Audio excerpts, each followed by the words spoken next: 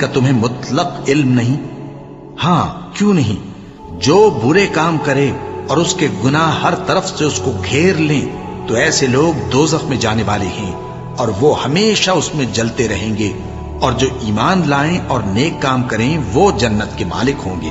اور ہمیشہ اس میں عیش کرتے رہیں گے۔ اور جب ہم نے بنی اسرائیل سے عہد لیا کہ اللہ کے سوا کسی کی عبادت نہ کرنا اور ماں باپ اور رشتہ داروں اور یتیموں اور محتاجوں کے ساتھ بھلائی کرتے رہنا اور لوگوں سے اچھی باتیں کہنا اور نماز پڑھتے اور زکوٰۃ دیتے رہنا،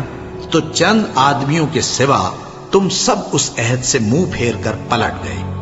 اور جب ہم نے تم سے عہد لیا کہ آپس میں کچھ تو خون نہ کرنا اور اپنوں کو ان کے وطن سے نہ نکالنا، تو تم نے اقرار کر لیا اور تم اس بات کو مانتے بھی ہو۔ پھر تم وہی ہو کہ اپنوں کو قتل بھی کر دیتے ہو اور اپنے میں سے بعض لوگوں پر گناہ اور ظلم سے چڑھائی کر کے